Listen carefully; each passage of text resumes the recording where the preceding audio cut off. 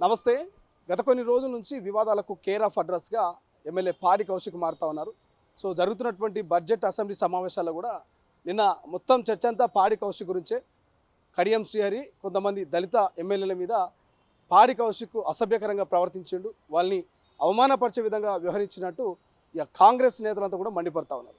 Right నా ఒకసారి ఇదే అంశం మీద మాట్లాడే ప్రయత్నం చేద్దాం. కాంగ్రెస్ పార్టీ నేత బొజ్జా సంజయ్ రెడ్డి గారు ప్రస్తుతం మనతో పాటు. సో పాడి కౌశిక్ గురించి గతంలో కూడా చాలా వివాదాలు వచ్చినాయి, చాలా ఇష్యూస్గా అయినాయి. సో అసెంబ్లీలో దళిత ఎమ్మెల్యేలని దళిత మంత్రుల్ని అవమానించారంటూ కూడా చర్చ జరుగుతున్నది. సో ఎట్లా చూస్తారు ఈ పాడి కౌశిక్ వ్యవహారాల మీద? పాడి కౌశిక్ రెడ్డి గురించి చాలాసార్లు ఎన్నోసార్లు విమర్శలు ఎదుర్కొన్నాడు, ఎన్నోసార్లు మేము వార్నింగ్ ఇచ్చినాం.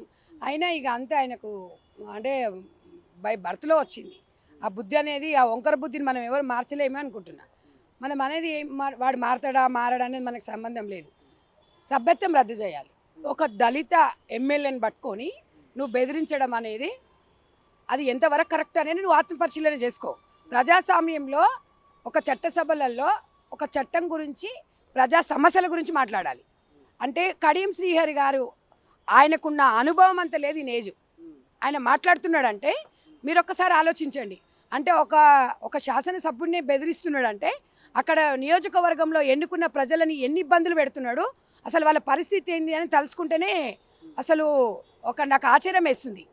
అసలు ఎన్నిసార్లు ఇవాళ ఎవరిని పడితే వాళ్ళ మీదకి, అంటే ఇవాళ కేసీఆర్ మెచ్చుకోనీకే, కేటీఆర్ మెచ్చుకోనీకే. కేసీఆర్ మెచ్చుకోవాలంటే ఫామ్ హౌస్ దగ్గర పోయి కథలు పడు, ఆ కథలు ఏందో నేను చూస్తారు. ఇవాళ నువ్వు ఒక దళితులని నువ్వు అసెంబ్లీ సాక్షిగా నీ ఇష్టం వచ్చినట్టుగా వస్తాయి, అన్ని విజువల్స్ బయటికి వస్తాయి. ఎందుకంటే కొంచెం రాజ్యాంగంగా కొన్ని ఉంటాయి కదా, పరిరక్షించుకోవాల్సిన అవసరం ఉంటుంది కాబట్టి కొన్ని బయటికి చెప్పలేం. కానీ నీ పరిస్థితి నీ స్థితిగతులు ఏందనే తెలుస్తుంది. అరే మనము ఇలా అసెంబ్లీ అంటే ఒక దేవాలయం లాంటిది. మీ కాన్స్టిట్యున్సీలో జరగాల్సిన విషయాలను అక్కడ డెవలప్మెంట్ గురించి మాట్లాడమని ప్రజలు ఎన్నుకున్నారు. నువ్వు గూండాగిరి దాదాగిరి చేయడానికి అసెంబ్లీ వేదికనా? ఇది అసెంబ్లీ వేదిక కాదు. నువ్వు ఇమ్మీడియట్గా రేవంత్ అన్న దయచేసి ఇట్లాంటి శాసనసభని సభ్యత్వం రద్దు చేయాలి. అసలు ఎన్నిసార్లు చెప్పినా కూడా సరే ప్రజల మీదకి ఎగిరిండు. నాయకులు గతంలో గవర్నర్ గారిని అవమానించిండు, మహిళలను అవమానించిండు. ఇలాంటి వ్యక్తిని ఓట్లు ఎందుకేసి గెలిపించుకున్నారంటే ఇలా భార్యను బిడ్డను ముందల పెట్టుకొని సింపతితోని గెలిచిండు. కానీ ఎన్నిసార్లు చెప్పినా కూడా అదే పద్ధతిలో ఉన్నాడు. కుక్కతో ఒక గుండ్రాయి కడితే వంక చక్కగా అవుతుంది, చక్కగా కాదుగా. ఆయన ఎప్పుడున్నా ఇదే పరిస్థితి. ఇవాళ ఇవే బీఆర్ఎస్ నాయకులు నేను అడుగుతున్నా. ఇవాళ కేసీఆర్ గారిని, కేటీఆర్ గారిని, హరీష్ రావు గారిని అడుగుతున్నా. గతంలో మేము ప్రతిపక్షంలో ఉన్నప్పుడు ఇదే అసెంబ్లీ సాక్షిగా మా సంపత్ అన్న, వెంకటరెడ్డి గారు, కోమటిరెడ్డి వెంకటరెడ్డి అన్న ఉట్టిగా ఆ బ్లూటూత్లు తీస్తేనే వైర్లు వేసేసిరని చెప్పేసి వాళ్ళ మీద అవాక్కులు చెవాక్కులు చేసేసి వాళ్ళ మీద చర్యలు తీసుకుంటామని చెప్పిండ్రు. తీసుకున్నారు కదా. మరి చర్యలు తీసుకున్నప్పుడు నీ మీద నువ్వు ఒక సీనియర్ నాయకుడు, ఒక దళిత ఎమ్మెల్యేని పట్టుకొని నువ్వు బెదిరించడం అనేది ఇది రాజ్యాంగం ఉల్లంఘననే. ఇది మరి మీరు ఇదందరూ కూడా ఒకసారి మీరు సరిదిద్దుకోవాల్సిన టైం ఉంది. ఇవాళ ఒక అసెంబ్లీ నడిచేటప్పుడు ప్రజలు మొత్తం చూస్తున్నారు. ఏమదే ప్లే గ్రౌండ్ అనుకుంటున్నావు ఆడుకోనికే, లేకపోతే దాదాగిరి గూండాగిరి చేయనీకి ఏమన్నా ఇదేమన్నా బెదిరించడానికి ఏమన్నా లాహోర్ అనుకుంటున్నావు, బీహార్ అనుకుంటున్నావు, ఛత్తీస్గఢ్ ఏమనుకుంటున్నావు? నీ ఇష్టం వచ్చినట్టు చేయడానికి.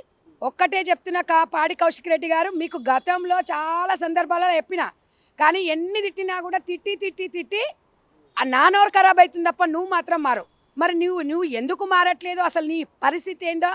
అసలు మీ కాన్స్టిట్యున్సీ ప్రజలు అసలు మిమ్మల్ని కాకరించి గాండ్రించి మీ ముఖం మీద ఉమ్మిస్తారు. ఇవాళ మేము గతంలో ఎన్నోసార్లు చెప్పినాము. అసలు ఇంకా నీకు ఇంత శుద్ధి లేదు. ఎవరు మెచ్చుకోవడానికో అంటే పోయి ఆడు, మరి డ్యాన్స్ ఆడా. మరి కేసీఆర్ గారు ఎట్లా అసెంబ్లీకి వస్తలేరు? మీరు కూడా వెళ్ళి ఆయన మెచ్చుకోనికైనా ఫామ్ హౌస్ దగ్గర మాట్లాడు.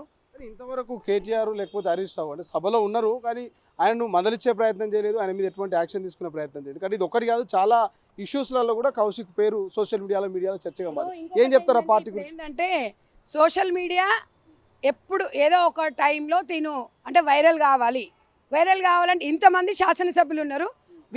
వేముల వీరేశమన్న గారు కూడా చెప్పారు, అరే ఎంతోమంది ఎమ్మెల్యేలు ఉన్నారు, మంచి మేధావులు ఉన్నారు, వాళ్ళ ముందు ఈయన ఎంత ఇవాళ ఆయన సీనియారిటీ ముందు ఎంత? 2 ఏళ్ళు నువ్వు అసెంబ్లీకి వచ్చి 2 ఏళ్ళల్లో ఇవాళ కొత్తగా వచ్చిన ఎమ్మెల్యేలు ఏం నేర్చుకోమంటావు? నువ్వు మాట్లాడే విధానం కానీ నువ్వు బెదిరించే విధానం. ఇప్పుడు రాబోయే తరానికి కాబోయే ఎమ్మెల్యేలకు నువ్వేం మెసేజ్ ఇస్తున్నావు? అంటే ఇప్పుడు అంటే కాన్స్టిట్యున్సీ ప్రజలు పిచ్చోళ్ళు అనుకుంటున్నావా? పిచ్చోళ్ళై ఓట్లేసిరా నీకు? అరే నువ్వు మీ కాన్స్టిట్యున్సీ గురించి మాట్లాడు, మీ డెవలప్మెంట్ గురించి మాట్లాడంటే కనీసం నీకు విజ్ఞత లేదు. అరే రేవంత్ రెడ్డి గారు ఒక సీఎం, రేవంత్ రెడ్డి గారు వ్యక్తి కాదు, ఇవాళ తెలంగాణ రాష్ట్రానికి ఒక ముఖ్యమంత్రి. ఆయన ముఖ్యమంత్రి అసెంబ్లీలకు అడుగుపెట్టినప్పుడు మినిమం కామన్ సెన్స్ ఉన్నాడు ఎవడైనా లేస్తాడు. నీ అంత అహంకారం ఆ రోజు చూసినాం. నీకెంత అహంకారం, బలుపు, కొవ్వు, మదం ఎక్కున్నావంటే ఇవాళ కనీసం అది మినిమంతోని కనీసము మనం రెస్పెక్ట్ చేయాలి.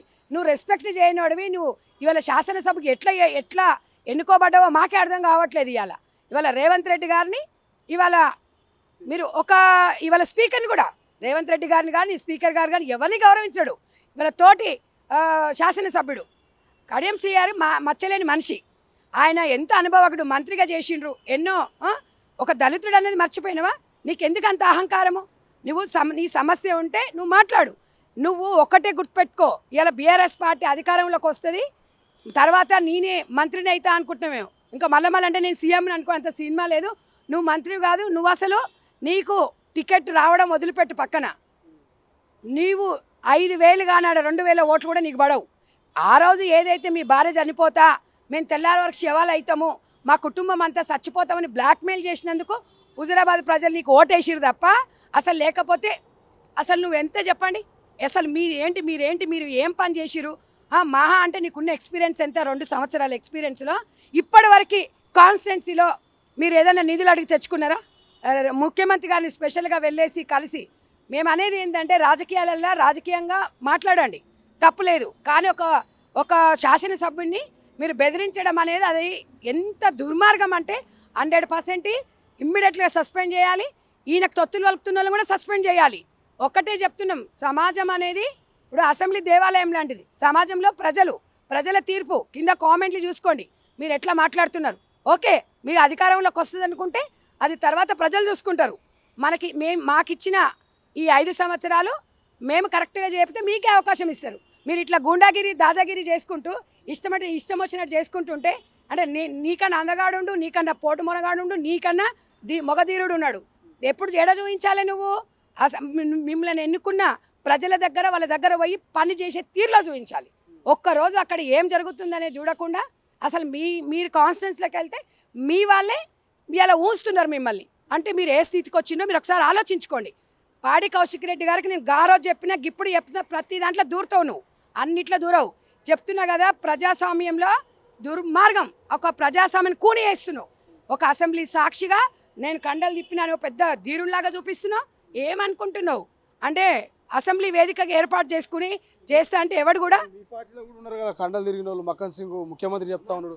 నిజంగా ఇప్పుడు మా రేవంత్ రెడ్డి గారు ఆయన ఏది మాట్లాడినా కరెక్టే మాట్లాడతారు.